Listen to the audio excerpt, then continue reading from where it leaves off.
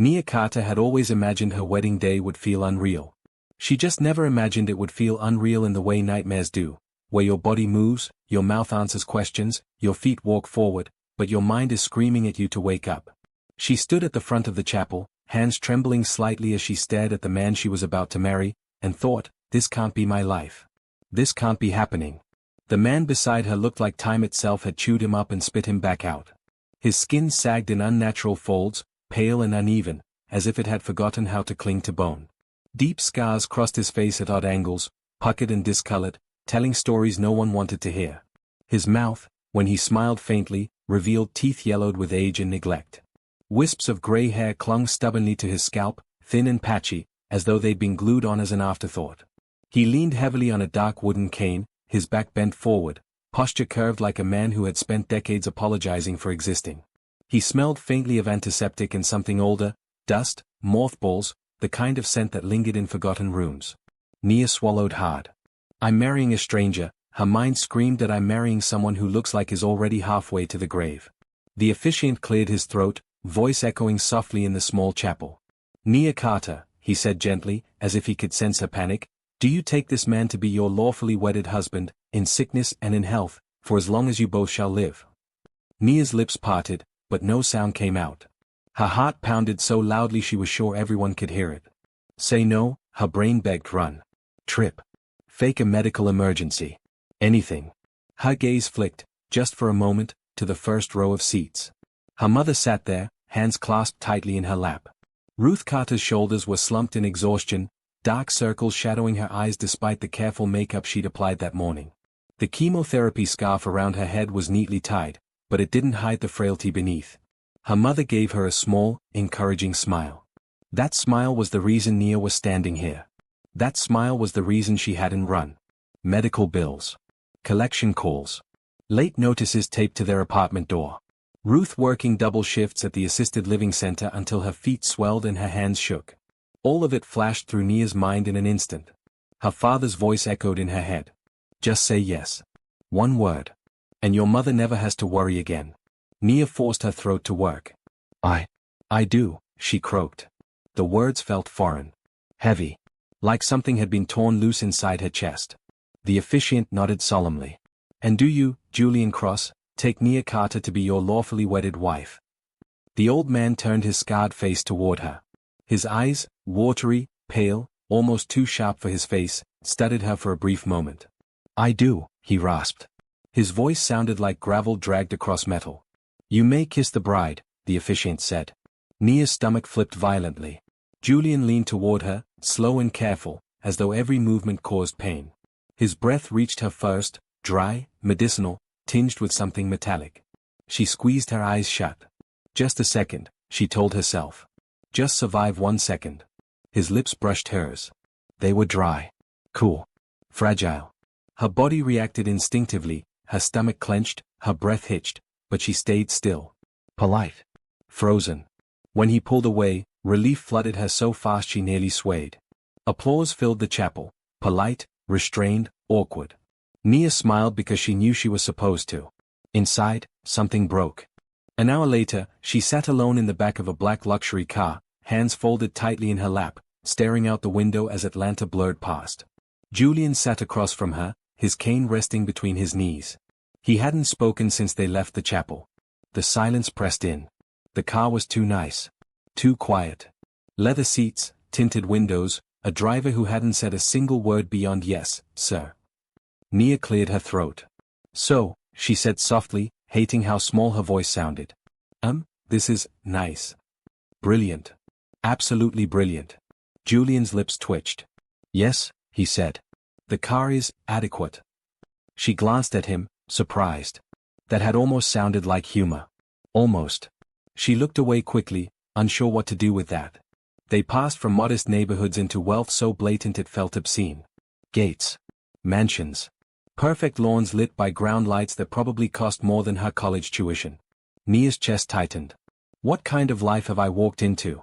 The car finally slowed, turning onto a long private drive lined with tall trees.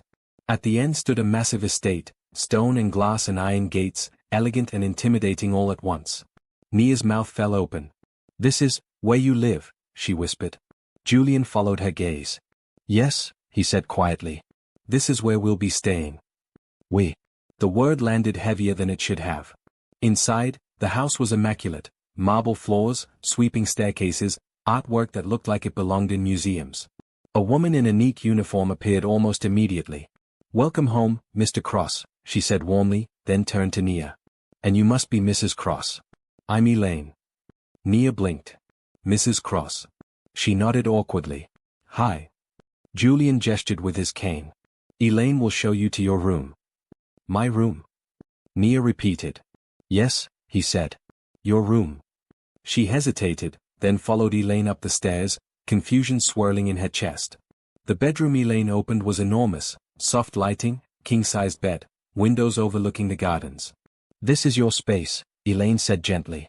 If you need anything at all, just let me know. When Elaine left, Nia stood alone in the middle of the room, turning slowly. This wasn't what she'd expected. She sat on the edge of the bed, heart pounding. A soft knock sounded at the door. Julian stood there, leaning on his cane.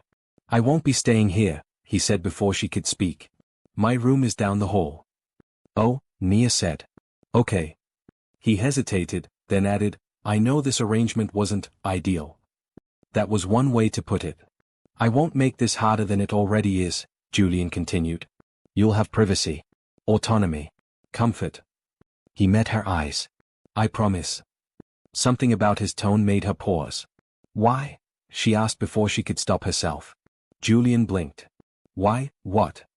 Why do this? Nia said quietly. Why agree to all of this? For a moment, she thought he wouldn't answer. Then he said, because sometimes staying alive means becoming invisible. The word sent a chill through her. Before she could ask what he meant, Julian nodded once and turned away, disappearing down the hallway. Nia sat there long after the door closed. Her heart was racing, not from fear alone, but from something else. What kind of man needs to hide in plain sight? And more importantly, what kind of danger had she just married into? The first morning Nia woke up in the Cross estate, she forgot where she was. For half a second, she thought she was back in the tiny apartment she shared with her mother, the one where the heater rattled all night and the neighbors argued through the walls. She rolled onto her side, reached out blindly, and expected to feel the familiar dip in an old mattress. Instead, her hands sank into thick, cool sheets that felt like they belonged in a hotel that charged by the hour and judged you quietly. Her eyes flew open. Sunlight poured through tall windows she didn't recognize. The ceiling above her was impossibly high, detailed with molding she'd only ever seen in historical dramas. The room smelled faintly of lavender and something clean she couldn't name. Reality crashed back in. She sat up abruptly, heart racing. She was married. She was married to a man she barely knew, living in a house that felt like it belonged to someone else's life. Nia swung her legs over the side of the bed and stood slowly, grounding herself. Her reflection stared back at her from a tall mirror near the bathroom door.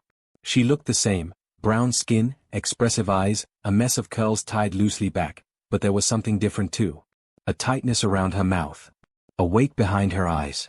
She splashed water on her face, took a few steadying breaths, and told herself the same thing she'd told herself 100 times the day before. You did this for Mom. You can survive this. Downstairs, the house was quiet in a way that felt deliberate. Not empty, but controlled. As if sound itself had been trained not to linger. Nia followed the faint smell of coffee into the dining area and froze just inside the doorway. Julian was already there. He sat at the long table, dressed in a dark sweater and slacks, his cane resting against the chair beside him. A newspaper lay open in front of him, one hand holding a cup of coffee that trembled slightly. In the daylight, he looked worse. The scars on his face were more pronounced, the texture of his skin uneven and almost waxy. The lines around his mouth and eyes seemed deeper, heavier. His shoulders sloped forward, posture carefully collapsed in on itself. Nia's stomach twisted before she could stop it. He looked up. Good morning, he rasped. The sound snapped her out of it. Morning, she replied quickly, sliding into the chair farthest from him. She focused on the table. The place settings were immaculate. Silverware aligned perfectly. Fresh fruit arranged like it was meant to be photographed. A woman she hadn't seen before appeared silently at her side. Breakfast, Mrs. Cross? The woman asked kindly. Nia hesitated at the name, then nodded. Yes, please. Julian watched her over the rim of his coffee mug. Did you sleep well? He asked. Yeah, she said. I mean, yes. The bed is very comfortable. That's good, he said. It was custom made. She glanced at him. Custom made? Yes, he replied mildly. Comfort is underrated. For a moment, there was silence, broken only by the soft clink of dishes as breakfast was served. Nia picked at her food, hyper-aware of every movement she made. She could feel Julian's presence even when she wasn't looking at him. So, he said after a while, folding his newspaper. What do you do, Nia? She looked up, surprised. For work? For anything, he said. Work is usually a good place to start. I'm a graphic designer, she said. Well, trying to be. Freelance. Logos, flyers, social media stuff. Mostly small clients. Trying, he repeated thoughtfully. Why trying? She shrugged. It's hard to get taken seriously when you don't have connections. Or money. Or experience someone else thinks is impressive. Julian nodded slowly. May I see some of your work? Her fork paused halfway to her mouth. You want to see it? Yes, he said simply. Nia hesitated, then pulled her phone from her pocket and opened her portfolio. She slid it across the table. Julian leaned forward to look. For a brief second, so brief she almost missed it, his posture straightened. Not much. Just a fraction. But enough to catch her attention. Then he seemed to remember himself and slumped again, shoulders rounding as he studied the screen. This is good, he said after a moment. Her chest warmed despite herself. Thanks. You have a strong eye for balance, he continued. And your typography choices are confident. You don't overcompensate. She blinked. You know about design? I know about people, he said. Design is just communication with fewer words. That made her smile before she could stop it. He noticed. Something flickered in his eyes, surprise, maybe. Or relief. Breakfast ended without awkwardness, which surprised her almost as much as his interest had. Over the next few days, a routine quietly formed. They ate breakfast together every morning. Julian asked about her projects, her ideas, the clients who frustrated her. He listened, really listened, in a way she wasn't used to. When she talked, he didn't interrupt or rush her. He remembered details. Once, she mentioned struggling with pricing. You're undercharging, he said bluntly. She laughed. Everyone says that. Everyone is correct, he replied. If people respect your work, they'll respect your rates. If they don't, they're not your clients. The next day, he emailed her contacts, his contacts, and suddenly she was fielding messages from businesses that didn't ask her to work for exposure. It felt unreal. It also felt kind. Julian never raised his voice. Never invaded her space. Never made her feel like she owed him anything beyond courtesy. Sometimes, they sat in the living room in the evenings, watching television. Julian had strong opinions about cooking shows. If you can't identify what you're eating, he said once, voice dry, it's not innovative. It's unfinished. Nia laughed, actually laughed, and caught him watching her with an expression she couldn't quite place. What? She asked. Nothing, he said. It's nice to hear that sound. Her laughter faded, something warm settling in its place. But there were moments, small, strange moments, that didn't quite fit. Once, she dropped a glass in the kitchen. Before she could even react, Julian moved. Fast. He caught it mid-air. No hesitation. No tremor. No struggle. They both froze. Julian stared at the glass in his hand as if it had betrayed him. He deliberately loosened his grip. The glass slipped, shattered on the floor. Oh dear, he said hoarsely, leaning heavily on his cane again. Clumsy of me. Nia said nothing, but her heart thudded. Another time, she found him standing straight in the study, posture tall, shoulders squared as he spoke quietly on the phone. His voice was low, smooth, nothing like the rasp she was used to. When he noticed her in the doorway, he coughed hard, doubled slightly, and the old voice returned. Sorry, he said. Didn't mean to disturb you. She shook her head, confused. It's fine. At night, lying in bed, Nia replayed those moments in her mind. You're imagining things, she told herself. His old. People have good moments. And yet. The security unsettled her too. Men she never saw directly, but always sensed. Cars that lingered just a little too long near the gates. Julian's insistence that she text him if she planned to leave the property, even for a short walk. Just for safety, he'd said. Safety from what? One evening, she asked him. They were sitting outside, the garden lights casting soft shadows across his scarred face. Julian, she said carefully. Earlier, you said something. On the first night. He looked at her. Did I? You said staying alive sometimes means becoming invisible. His jaw tightened. I did. What did you mean by that? For a long moment, he said nothing. Then, it means that attention can be dangerous. That was all he offered. Despite the unease, something else kept growing. Comfort. She looked forward to breakfast. To his dry observations. To the way he respected her space but was always present when she needed him. One night, as they debated whether pineapple belonged on pizza, Julian surprised her again. There are exceptions, he said. No, Nia argued. There are no exceptions. I had a pizza once in Naples with figs and prosciutto, he said thoughtfully. It changed my understanding of fruit entirely. She stared at him. Figs are not pineapple. Fruit is fruit, he countered. They went back and forth until she was laughing so hard her sides hurt. When she finally caught her breath, she realized Julian was smiling. Not the tight, careful smile she'd seen before. A real one. And for the first time since the wedding, Nia felt something terrifying settle in her chest. She wasn't just surviving this marriage. She was starting to like the man she'd married. And that scared her more than any secret ever could. That night, as she lay awake staring at the ceiling, one thought repeated over and over. If this is who he is, why does he need to hide? The moment everything unraveled didn't come with thunder or shouting. It came quietly, on a night when the house felt too still. Nia couldn't sleep. She lay on her side staring at the faint glow of the garden lights filtering through her curtains, her mind replaying the same fragments over and over again. Julian's hand catching the glass. His voice on the phone. The way his posture changed when he thought no one was watching. The sentence he'd said more than once now, always vague, always careful. Attention can be dangerous. She rolled onto her back and exhaled slowly. She wasn't scared of Julian. That much she knew. What scared her was the feeling that something was circling them, something unseen, something patient. At around 2 a.m, she gave up on sleep and slipped out of bed, padding quietly into the hallway. The house was dark, but not lifeless. It hummed faintly, like a living thing holding its breath. She headed toward the kitchen for water, but stopped short when she heard voices. Not Julian's rasp. Not fully. It came from his end of the hall, low and controlled. You can't keep this up forever, a man said. Nia froze. Her heart thudded painfully against her ribs. That's not the point, another voice replied. This one was unmistakably Julian's. But not the Julian she knew. It was deeper. Clear. Strong. No rasp. No weakness. Nia's breath caught. You're taking a risk, the first voice continued. She's getting closer. I can see it. I know, Julian said quietly. I didn't plan for that. You never do, the man replied. That's why this is dangerous.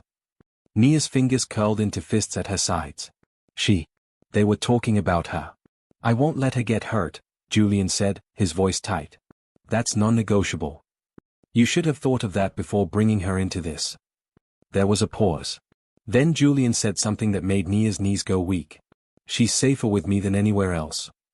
The voices dropped lower after that, too quiet to make out clearly. Nia didn't wait to hear more. Her heart was pounding so hard she was afraid it might give her away. She backed away slowly, step by careful step, until she reached her room and shut the door with shaking hands. She leaned against it, breath coming fast. That voice. That wasn't an old man's voice. That wasn't someone sick or fragile or fading. That was someone powerful. Her mind raced, trying to build a version of reality that made sense. His lying. The thought hit her hard. He's been lying to me. She slid down the door until she was sitting on the floor, pulling her knees to her chest. Why? Anger bubbled up beneath the fear. Anger and something like betrayal. Not because she'd married him for money, she'd never pretended this was romantic, but because every day since, he'd treated her with honesty and respect. Except for this. Except for who he really is. She barely slept after that.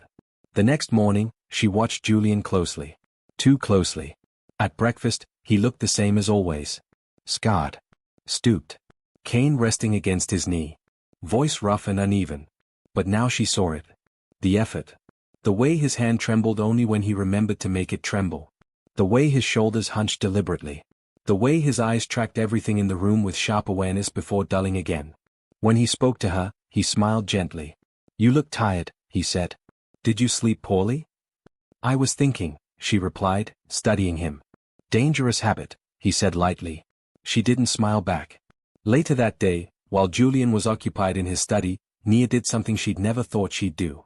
She searched. She started small. Online articles. Public records. Anything about Julian Cross. There was surprisingly little. A few old business mentions. Nothing recent. No photos. No interviews. Almost as if he'd faded from public existence years ago. That alone felt wrong. She narrowed her search, changing parameters, looking for anything related to accidents, illnesses, fires, anything that might explain his scars. Nothing lined up. Her pulse quickened. That night, long after the house had gone quiet, Nia made a decision she knew she couldn't take back. She left her room again, moving silently down the hall toward Julian's. Her heart hammered with every step. She paused outside his door. Unlocked. Her hand hovered over the handle, hesitation crashing into guilt. "This is wrong," a voice in her head warned. "But not knowing is worse," another replied. She pushed the door open. The room was dark, moonlight spilling through tall windows. Julian lay on the bed, turned slightly away, breathing slow and even. Nia scanned the room quickly. Then she saw it. On the dresser. Makeup. Not the kind you bought at a drugstore. Professional kits. Adhesives. Small sculpted pieces laid carefully on a tray. Flesh-tone prosthetics. Scar molds. A partially used tube of adhesive labeled with words she didn't recognize. Her mouth went dry. "Oh my God," she whispered. She stepped closer, her movements slow, deliberate, like she was afraid the truth might bite. On the nightstand, there was a folded cloth. Beside it, a small bottle of solvent. Her hands shook as she reached toward Julian. She hesitated one last time. Then she gently touched the edge of a scar on his cheek. It shifted. Barely. Her breath hitched. She pinched the edge carefully and pulled. The scar peeled away. Smooth, unblemished skin lay beneath. Nia stumbled back as if she'd been burned. Julian's eyes snapped open. They stared at each other in silence, frozen in the pale moonlight. Slowly, carefully, Julian sat up. And in that moment, everything she thought she knew shattered. The man in front of her straightened fully. His shoulders squared. His spine aligned. He swung his legs over the side of the bed without the cane, without hesitation. As he moved, more of the disguise loosened. Age lines that weren't real. Texture that peeled away to reveal skin that was young, firm, unmistakably healthy. He reached up and removed the remaining prosthetics in one smooth motion. The face beneath was breathtaking. Strong jaw. High cheekbones. Clear, intelligent eyes that held the same depth she'd come to know, but without the weight of years. He looked maybe in his early 30s. Tall. Fit. Powerful. The man she'd married did not exist. The man sitting in front of her did. "Nia," he said. His voice was nothing like the rasp she knew. It was rich. Steady. Real. She backed toward the door, her chest tight, tears blurring her vision. "Who are you?" she whispered. "I'm Julian Cross," he said quietly. "I've always been Julian Cross." "You lied to me," she said, her voice breaking. "Every day. Every moment. You let me believe." "I know," he said, standing slowly, palms open. "And I am so sorry." "Don't," she snapped. "Don't apologize like that fixes it." Her heart pounded violently. "Why?" she demanded. "Why do this? Why pretend to be someone else?" Julian swallowed hard. "Because staying alive meant disappearing," he said. She laughed bitterly. "That's not an answer." "It is," he replied. "Just not a simple one." She crossed her arms, tears spilling freely now. "Try me." Julian hesitated, then nodded. "A few years ago," he began, "I became the target of people who didn't want me alive. Not rumors. Not threats. Attempts." Her breath caught. "My family's business," he continued. "Power attracts predators. And when I refused to play by certain rules, they decided I was expendable." "So you hid," she said. "Yes." "And the disguise?" she pressed. "I needed to move freely without being seen," he said. "An old, sick man doesn't attract attention. No one follows him. No one photographs him. No one suspects him." Her voice trembled. "And me?" Julian's eyes softened painfully. The marriage, he said quietly, was meant to protect me legally. To make it harder for certain actions to be taken. Your father approached me with the arrangement, and You agreed, she said flatly. Yes, he admitted. And I believed it would remain just that. An arrangement. She shook her head. You brought me into danger without telling me. I tried to keep you insulated, he said urgently. The security. The house. Everything, I was protecting you. You took my choice away, she said, her voice barely above a whisper. I know, he said. And that is something I will regret for the rest of my life. Silence stretched between them. Nia wiped her face angrily. All this time, she said, I thought I was learning who you were. But I was learning a lie. Julian stepped back, giving her space. The appearance was a lie, he said. Everything else was real. Every conversation. Every laugh. Every moment. That was me. She shook her head. How am I supposed to believe that? Because I never asked you to love me, he said. Not as an old man. Not as anything. I just wanted you safe. Her chest ached. I need space, she said suddenly. Julian nodded immediately. Of course. She grabbed a jacket and left the room, her mind in chaos. That night, Nia slept in the guest wing. And for the first time since the wedding, Julian Cross slept without his disguise, alone, exposed, and terrified that the one person who mattered now saw him too clearly to ever forgive him. Morning came without mercy. Nia didn't feel rested when she woke. Her eyes burned, her head throbbed, and her chest felt tight, like something heavy had settled there overnight and refused to move. For a long moment, she lay staring at the unfamiliar ceiling of the guest room, trying to convince herself that what she'd seen hadn't been real. It was real. The smooth skin beneath the prosthetic. The voice that hadn't belonged to an old man. The way Julian had stood, confident, powerful, unafraid of his own body. And afraid of everything else. She swung her legs over the side of the bed and sat there, breathing slowly until the dizziness passed. Part of her wanted to march back down the hall and demand answers until her voice went hoarse. Another part wanted to pack a bag, call her mother, and disappear from this house forever. Instead, she did neither. She avoided him. The house was big enough to make avoidance easy. She waited until she heard movement near the study before going downstairs. She ate breakfast alone in the smaller dining room. She worked in the library with the doors closed, headphones on even when no music was playing. Julian respected the distance. Too much. He didn't knock. He didn't hover. He didn't send messages asking her to talk. The only sign that he was still there came in small, quiet ways. A mug of tea left outside her door in the evening. A note on the counter reminding her to eat. The security detail subtly doubling when she left the property. It made her angry. It made her sad. It made everything worse. On the third day, the outside world forced its way in. Nia's phone buzzed non-stop while she was on a call with a client. She ignored it until the call ended, then glanced down at the screen. Her stomach dropped. Missed calls from her mother. Messages from unfamiliar numbers. Social media notifications stacked so high they blurred together. Her heart pounding, she opened the first link someone had sent. The headline stared back at her in bold letters. Reclusive billionaire Julian Cross exposed, secret marriage, shadowy life, and a woman no one knows. Her hands shook as she scrolled. Photos of the estate. Blurry shots of her walking through the garden. Speculation about her background. Her age. Her sudden rise in clients. Words like opportunist and transactional bride thrown around casually by people who knew nothing about her. She felt sick. Another article followed. Then another. Her phone rang. Mom? She answered immediately. Nia, Ruth said, her voice tight with worry. What is happening? People are calling me. They're asking questions. They're saying things. I know, Nia said, swallowing hard. I'm so sorry. Are you safe? Her mother asked. Because this doesn't feel safe. Nia hesitated. I don't know, she admitted. They ended the call not long after, both unsettled, both trying to be brave for the other. When Nia looked up from her phone, Julian was standing at the far end of the hallway. Not in disguise. Her breath caught despite herself.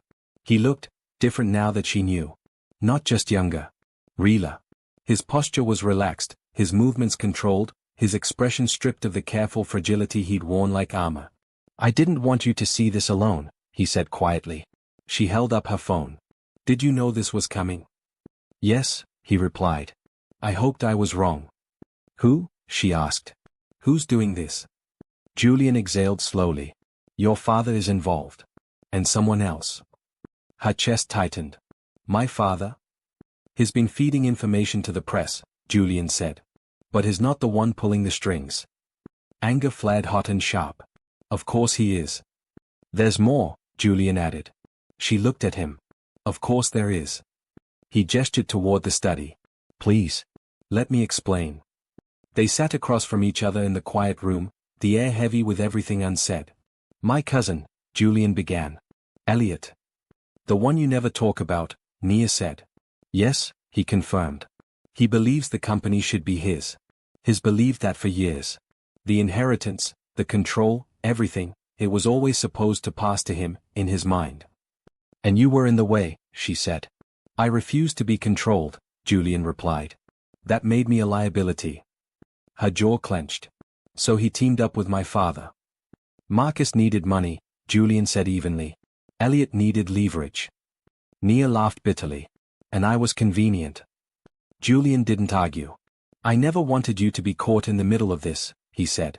If I could undo that. But you can't, she said. So what now? Julian met her gaze. Now I stop hiding. Her heart skipped. What does that mean? It means I make myself visible again, he said. Publicly. Completely. That's dangerous, she said immediately. Yes, he agreed. But hiding hasn't protected you. And it won't protect us. Us. The word lingered between them. What are you planning? She asked. A press conference, Julian said. I tell the truth. All of it. On my terms. Nia shook her head. They'll tear you apart. They already are, he replied calmly. The difference is, I won't be silent. And me? She asked quietly. What happens to me? Julian's voice softened. That's your choice. The honesty in that answer undid something inside her. That night, Nia didn't sleep much. She sat by the window, watching the lights along the driveway, thinking about everything she'd lost and everything she'd somehow gained in a matter of weeks. She thought about the old man she'd married. The real man beneath. The danger he carried like a shadow. By morning, she'd made a decision. She found Julian in the kitchen, coffee untouched in front of him. I'm standing with you, she said before he could speak. But I'm not hiding anymore either. Relief flashed across his face, quick and unguarded. Thank you, he said. The press conference was scheduled for that afternoon. They barely had time to breathe before Elliot made his move. He arrived unannounced, confidence dripping from every polished step, flanked by a lawyer who looked far too pleased with himself.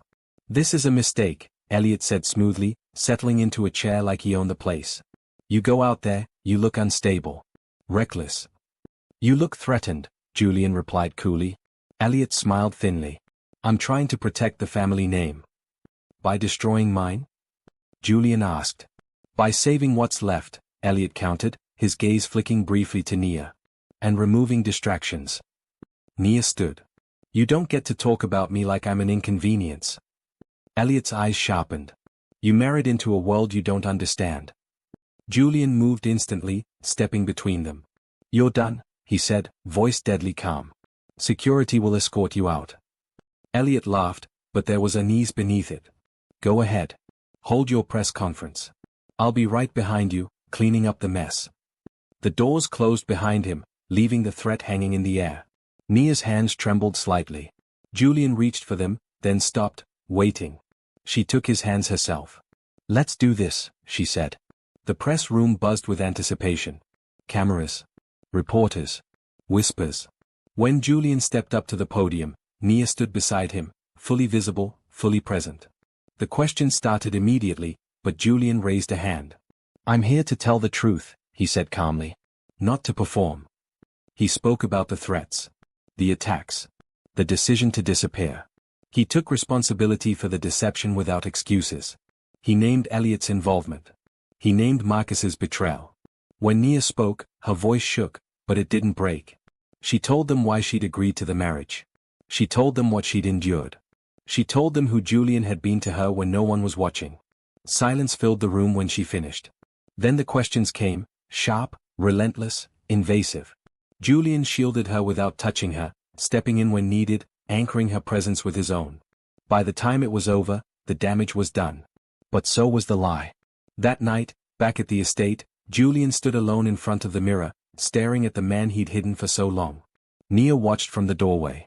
"You don't have to disappear anymore," she said softly. He turned to her, eyes tired but clear. "I know," he replied. "Now I just have to live with the consequences." She stepped closer. "So do I." They stood there together, uncertain, exposed, and finally honest, knowing that whatever came next would test them in ways hiding never had. The fallout didn't happen all at once. It came in waves. For the first few days after the press conference, Nia felt like she was living inside a storm she couldn't see but could hear everywhere. Phones rang constantly. Messages poured in faster than she could read them. News segments replayed her words on loop, dissecting her expressions, her pauses, her tone. Some people believed her. Some didn't. Strangers debated her life like it was entertainment.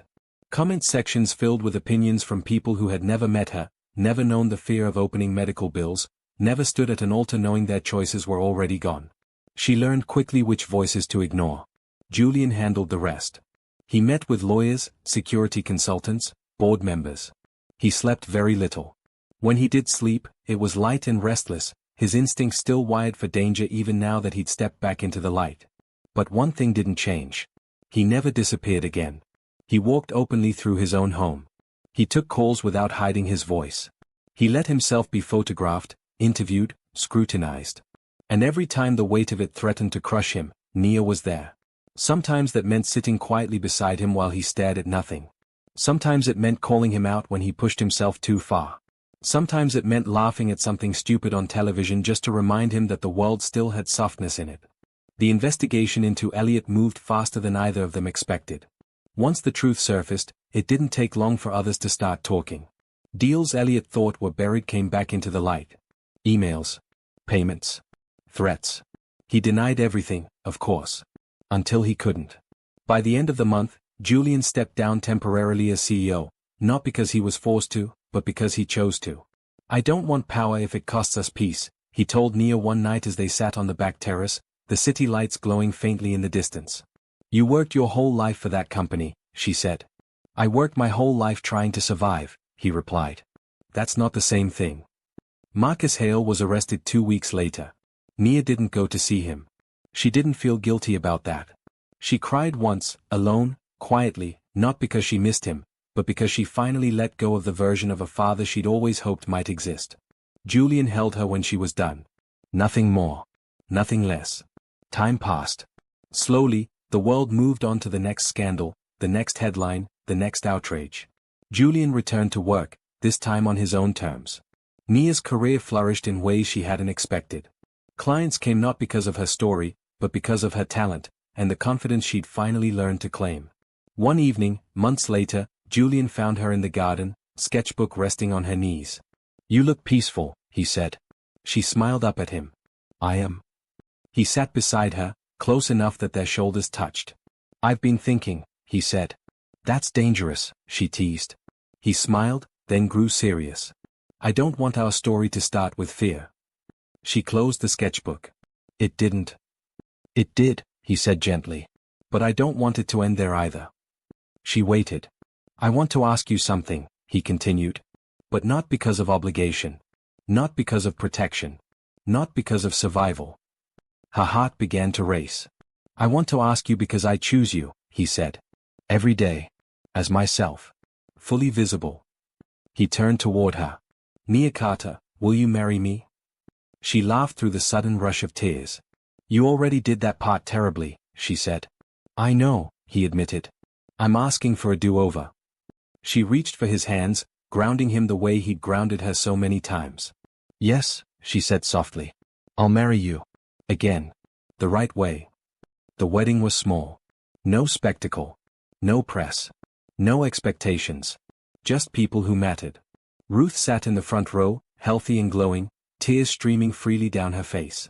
Elaine stood nearby, dabbing at her eyes and pretending not to cry. Friends Julian trusted. Colleagues who respected him not for his name, but for his choices. And Nia walked toward Julian without fear. No disguise.